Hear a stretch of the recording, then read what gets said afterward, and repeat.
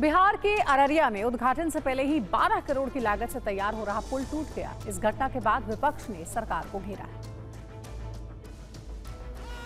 4 block को जोड़ने वाला अररिया के बकरा नदी पर बना पुल टूटकर बिखर गया। पुल के अप्रोच रोड के बनने के बाद इसका उद्घाटन होना था। स्थानीय लोगों ने बताया कि 12 करोड़ की लागत से बनने वाला ये पुल लापरवाही की भेंट चढ़ गया। आरोप ये भी कि पुल निर्माण का काम रात में होता था और निर्माण से जुड़ी जरूरी जांच नहीं की गई। पुल का जो जांच होता है सॉइल टेस्ट होता है, जिसको मिट्टी टेस्ट कहते हैं। सॉइल टेस्ट कभी किया नहीं। यदि सॉइल टेस्ट होता तो ये स्थिति अभी उत्पन्न नहीं आती। उसमें तो आ जाता है कि छड़ कहाँ तक अंदर गया है, कहाँ तक बालू गया, कहाँ तक कंक्रीट गया, लेकिन ऐसा कोई जांच नहीं हुआ, जिस कारण ये आज हादसा ये हुआ है। आरजेडी ने पुल में घटिया सामग्री लगाने का आरोप लगाया और इसे संस्थागत भ्रष्टाचार बताया। और बकरा नदी पर पुल बन रहा उद्घाटन होना था, उसके पहले ही वो समाहित हो गया नदी में। अब इससे उम्मीद करिए कि संस्थागत भ्रष्टाचार किस रूप में फल और फूल रहा है बिहार के अंदर में। ये पुल ग्रामीण कार्य विभाग की जिम्मेदारी में बन रहा था। परियोजना से जुड़े 3 अधिकारियों पर पहले भी अनुशासनात्मक कार्रवाई हो चुकी है। बर्गर किंग रेस्टोरेंट में फायरिंग की खबर सामने आ रही है। राजौरी गार्डन के बर्गर किंग में ताबड़तोड़ फायरिंग हुई है। बदमाशों ने 10 राउंड से ज्यादा फायरिंग की है। फायरिंग में एक शख्स की मौत की जानकारी मिल रही है। फायरिंग के बाद हमलावर फरार हो गए। पुलिस तफ्तीश में जुटी है कि आखिर वजह क्या रही।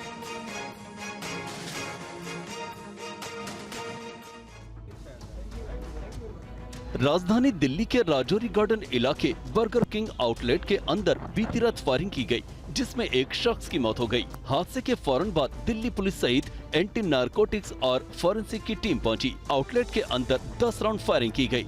पुलिस सीसीटीवी सहित दूसरे सबूत की पड़ताल कर रही है। पहुंचने पर जो अभी तक जानकारी में आया है क्राइम टीम के द्वारा सीन ऑफ क्राइम के एग्जामिनेशन में, उसमें तकरीबन 10 या उससे ज़्यादा राउंड्स फायर हुए हैं और एक व्यक्ति की इसमें मृत्यु हुई है। बताया जा रहा है कि हमले के वक्त युवक के साथ एक महिला भी थी, जो फायरिंग के बाद वहां से चली गई। हालांकि पुलिस ने अभी इसकी पुष्टि नहीं की है। हमलावर कौन थे, इसकी भी पहचान करने की कोशिश की जा रही है। हमलावर कितने थे, इसकी भी जानकारी दिल्ली पुलिस जुटाने में लगी हुई है। लगातार मामले की तफ्तीश की जा रही है। तो साफ है कि पुलिस ने शव को पोस्टमार्टम के लिए भेज दिया है और पूरे मामले की जाँच में जुटी हुई है। कैमरामैन अमित के साथ विवेक शर्मा, TV9 भारतवर्ष, दिल्ली। दिल्ली में भीषण गर्मी का दौर जारी है, जिसकी वजह से राजधानी में बिजली की मांग के सारे रिकॉर्ड टूट गए हैं। दिल्ली में गर्मी अपने चरम स्तर पर है। दिल्ली इस समय भयंकर गर्मी से जूझ रही है। हीट वेव से लोगों का जीना मुहाल है। तपती गर्मी और लू के थपेड़ों के बीच मंगलवार को राजधानी में बिजली की अधिकतम मांग 8,647 मेगावाट पर पहुंच गई, जो इसका अब तक का उच्चतम स्तर है। दिल्ली में बिजली की अधिकतम मांग का पिछला रिकॉर्ड इसी साल 29 मई को बना था, जब 8,302 मेगावाट की मांग दर्ज हुई थी। दिल्ली में बिजली की अधिकतम मांग 22 मई 2024 को पहली बार 8,000 मेगावाट तक पहुंची थी, जबकि कल यानी मंगलवार बिजली की मांग दोपहर 3:22 पर 8,647 मेगावाट तक पहुंच गई।